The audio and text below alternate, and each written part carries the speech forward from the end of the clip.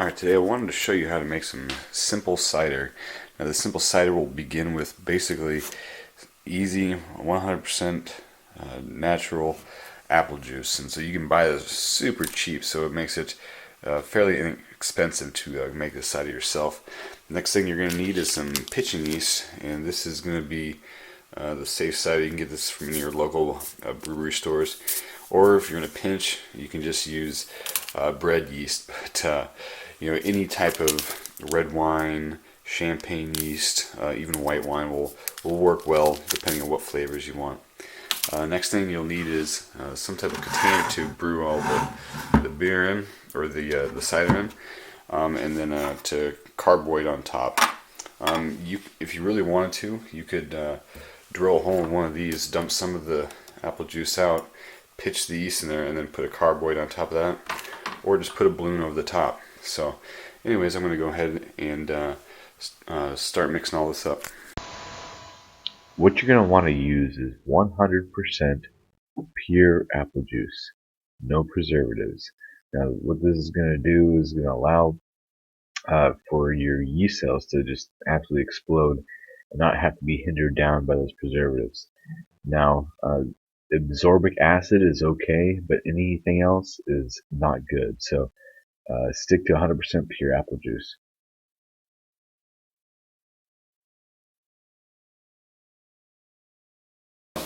Anyways, so we've went ahead and dumped in all of our apple juice, and now we're just going to take that yeast and pitch it in.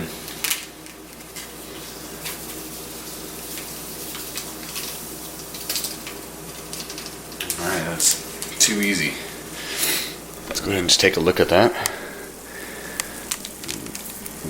Yeast in there, just sitting on top. Alright. So with all the yeast in there, we have our clean container. Now we're going to go ahead and put on the lid.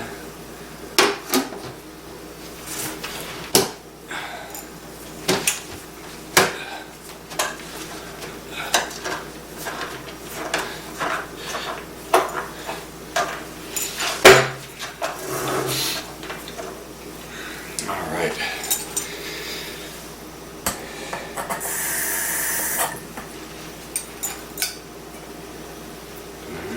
With that on there, now I have a little carboy, we'll just pop in there.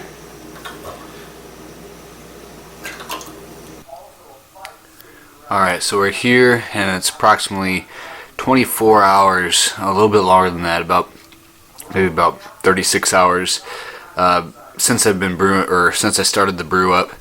And as you can see, the carboy is going and it's producing CO2. So right now we know it's a good batch, or it's at least starting to brew. So it should take approximately about 1.5 to 2 weeks to brew this apple juice mix.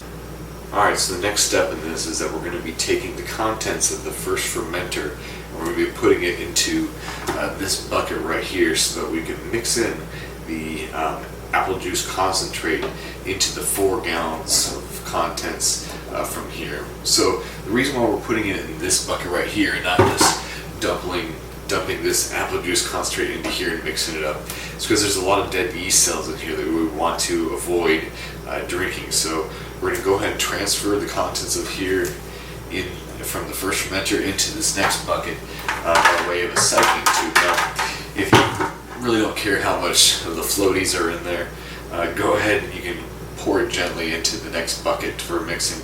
But any type of siphoning tube is highly recommended.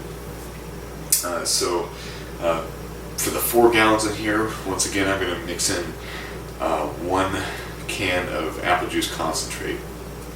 And that should be enough to allow a good carbonation to form once we bottle the bottles. So after this, we're going to go ahead and add the mixture actually into the bottles. So alright, so now we have the new contents in here. We got the bottler on here already.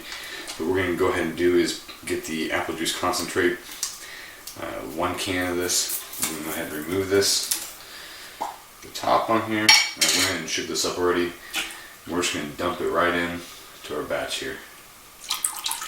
Alright, now what that did is it added a lot of sugar into the mix, and then it also added a lot of that apple juice flavor. So we're going to go ahead and mix that up with just a little bit, and you can just do that just by shaking it or stirring it, and then we're going to get to bottling.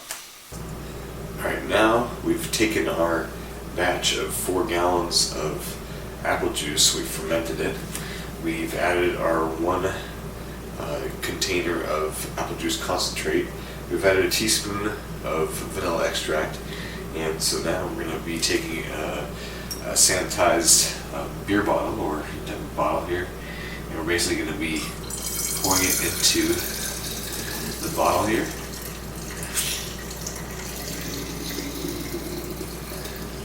Alright, then we're going to stop it right as it gets to the neck there. Alright, so now we're going to take a sanitized cap that we have here on top there, and you get a capper, you put it on here, crank it down, and voila, you got your apple cider. Now this is going to take about 1 week for the extra sugars that we added in there from the apple juice concentrate to go ahead and ferment and create the bubbles that we so desire in our apple cider. So that's basically the complete process. About a week from now, typically a week, 2 weeks, I'm going to be cracking this open and enjoying it, and getting a good little buzz off my apple cider made at home.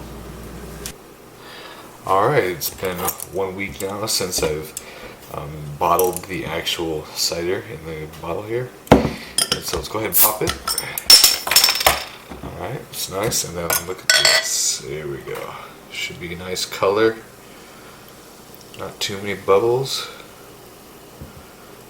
A good amount of carbonation. Oh yeah, look at that. Nice. Alright. There's my home brewed cider there. Looks nice.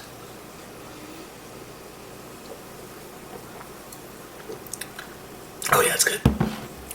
That's good. It still has a good fruity flavor, but it's not sweet. It has the definite apple taste to it. I think that was a large part due to the apple juice concentrate I added into it for the secondary fermentation stage. And it's just got just the perfect amount of carbonation. So that right there is the simple cider that only took 2 weeks.